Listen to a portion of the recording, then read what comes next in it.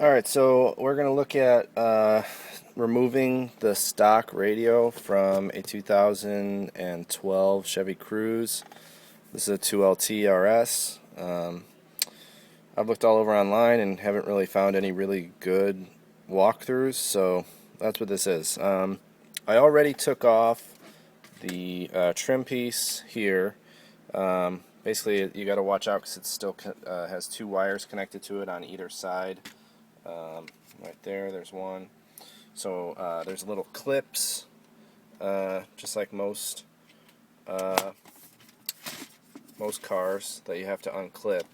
And when it's up here, basically there's two clips here, and then there's one down on either corner here. It's actually down here. So you need to use something. I actually just used, you don't want to use a screwdriver because you'll scratch it. And if you have something that's hard plastic, that's best. I don't even know where I put it, but oh, here it is. I just used a putty knife. I was real careful to make sure that I didn't scratch anything, but it needs to be very thin to get in between, and if it's too thick, it'll probably scratch the sides of it. So if it's something that's real thin, you can just pop it in and open it up. There's some people who used a special tool. I just used what I had laying around. So anyways, I got this off. This is the other trim piece here that went up at the top here around the screen, and it's got the vents built in. There were a decent amount of clips on this. There's a clip there, there's a clip down at the bottom, and then there's I think there's one more clip, two more clips up at the top. So you should focus on those points when you're trying to take it apart. But there's no wires that plug into that, so that's an easy thing to take out.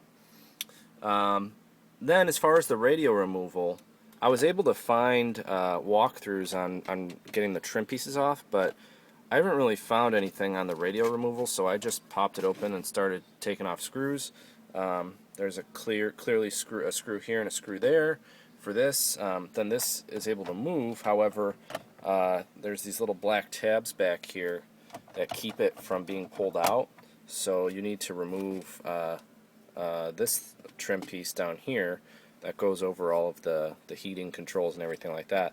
So what I did, there's a screw, or there was a screw right here by the lock button. There was another screw on the other side, and then there were there was a screw down here right underneath the temperature control, and then same thing on the other side, a screw under here. I removed all those and I still couldn't take the thing out, so I saw on some forum that I needed to pull out the little whatever this thing is, the little tray. So I did that, and now we're gonna see if it comes off, and I don't know if it's going to, and if it doesn't, I'm gonna stop the video and we're gonna start taking apart. We're taking off some more screws, but it doesn't look like it is going to come off. And it's moving, it's wiggling, but something's still holding it in place. And I think it could possibly be there's some more screws down here. So I'll pop those off, and then we'll see what happens after. Alright, so we're a little bit further. So I figured this out. So number one, this dash piece here, you gotta be careful. I didn't want to pull on it because I didn't want to break anything. It's just plastic. But these corners here, these edges, right here and here, they kind of go in to this edge here. And what happens is they kind of tuck back in it. So you have to kind of pull it, and it unclips from there. And there is a clip that goes into the dash here. It's right here. So don't be afraid when you got all the screws out. I took out, I think, 1, 2, 3, 4, 5, 6, 7, 8. Just take out all the screws that you see around the dash side, and then up near the corners here, you just got to kind of pry this up with a tool or just use your hand, and then it'll pop free. Once that's free, then you got access to the radio here, but you got to take off the control, the dash piece, and there's this clip that plugs in there, and here it is.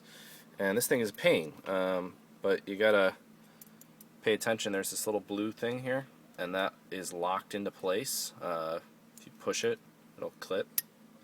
And to get it out, you have to unclip this blue thing first.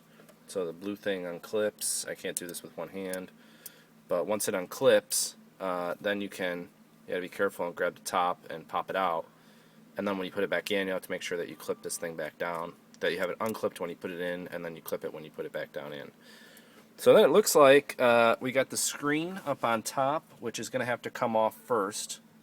There's 2 screws here, and once those screws are undone, I don't know, maybe I'll have to take off the top dash panel too. I don't know. But we need to get that off, I think, before I can get to the stereo. There's a screw here and a screw here for the stereo, but there's definitely 2 more screws here that I can't see, and the only way I'm going to be able to get to those is by taking the screen off. So once I get the screen off, then I can pop the stereo out, and then what I'm actually looking to do is to install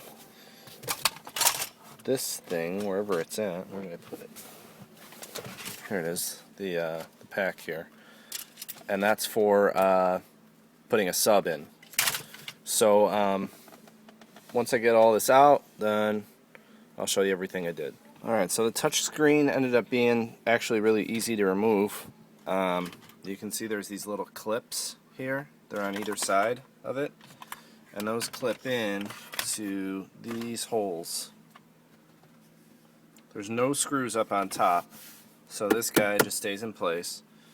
And then what you do is you can reach your hand around here, and when the tab is in, you just push your finger against it. Do it on both sides at the same time and pull, and the unit will come out. It's plugged in by a cable, so be careful when you pull it out. But I'm actually just going to set it off to the side because all I need to do is get this thing out of here. So looks like there's 1, 2, 3, 4 screws here, and then this unit will pop out, and we'll see at that point what we need to do with the pack to get it wired up. I don't know which harness I'm supposed to use. Pretty much that's the whole reason why I'm making this video, is because I couldn't find any real straightforward steps on radio removal, number 1, and 2, the pack unit install. Even the instructions were really confusing. So once I get this out, then we'll look at the connections and see what works best for installing my sub. Alright, so I just got the stereo out. So this is kind of what it looks like. It's just a giant void there. This was the cable, the stock cable that plugged in to the back of the unit here. There's like a little clip that's on the top of the cable that you have to undo, and then you're able to pull it out. And then there are 2 antenna cables that plug in, and those are them there. So I need to pop those out and then figure out what works best for connecting the harness with the pack. So now I got the stereo all out, and if you're not familiar with these connections, which I wasn't, basically the way that this works is there's a little tab here. We have to push this tab down, so just get your nail in there and push down on it, and then pull, and it'll come out of the stereo. You have to do that on both of them. They're both the same. They have a little metal tab there that you push down on. So now I just have to hook up my pack to this guy here, and then we'll have to run wires and things like that, but I'm not going to go over running the wires back. I just wanted to show how to take apart the stereo and then wire up the pack. So this doesn't really relate to hooking up the pack, but I figured I'd show you it. Another guy did this on YouTube. He used this 12-volt wire and put tape around it, and then connected it to a coat hanger that goes into this grommet down here. Now, I'm just going to show you because on his video you can't see the grommet. He doesn't have a light. So I've got a light right here, and you can see down in there my coat hanger going into that rubber thing down there, and that's the grommet there that enters in under the brake. There's another cord going into it. So hopefully that helps. Basically what I did was I took a safety pin, popped a hole in it, and then I just pushed my coat hanger against it, and eventually it went through. And you have to push it through twice. It goes through 2 pieces of rubber. And then on the other side, so if you're looking at the brake here, there it is, and then up to the left is where the grommet is. So that's where it comes in there. And then you see my coat hanger coming out. So basically if I just pull that through, it should theoretically bring the 12-volt wire through, and then I can run it to the sub. Now, along with that, I think I got this pack figured out. So basically it comes with the spliced wire connected. Hold on a second. It comes with this thing connected to it in the box. But if you're going to use the stock radio, then you're not going to use this thing, so because you're not splicing any wires. So what you need to do is take that out, then you put this one in. Of course, this one didn't come with any strain relief, so that's awesome. But basically what happens is this wire connects up. One side, I think it's the female side, goes into the OEM harness, and then the male side goes into the stereo. And then you just have this come out and goes into the pack. Now, out of the pack comes 3 wires here. There's a yellow, a blue, and a black, blue-black.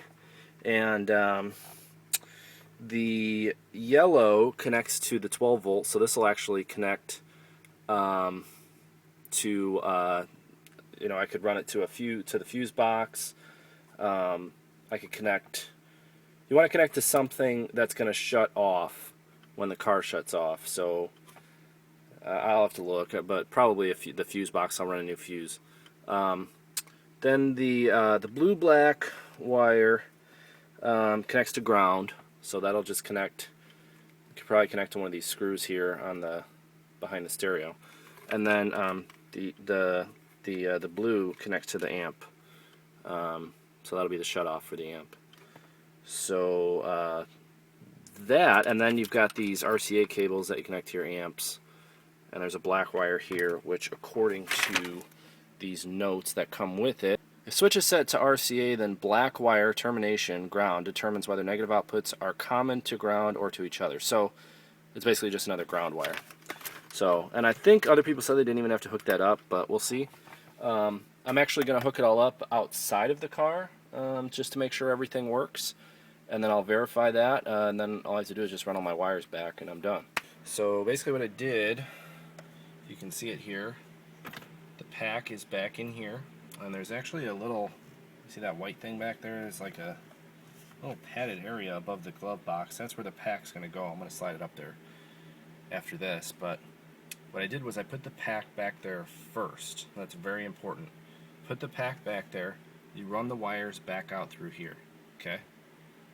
Then connect everything through. I actually ran all the wires first. Ran all the wires down through here, through, where did it all go? Let's see. I ran it all down through here, back around, and down through there. And then what happened is it comes out down under here. Can't really see it because I hit it all. And comes back down all through the trim. So I pulled all the trim up. One thing you'll want to know, the rear seats suck getting them out. Basically the way that they work is there is you just got to pull up on them really, really hard on the front. There's a clip there, and then it's like a little hook there. The seat actually hooks on the, I don't know what side, let's see. So on the right side of it that you're looking at right now, it hooks onto that. So what you have to do is you have to push down on the seat at the rear of it and then push back this way so that it unhooks and pops up. I sat there for a pretty long time doing that, and that sucked. So, but anyways, I ran all that back, and then I got my sub in back here, and it worked.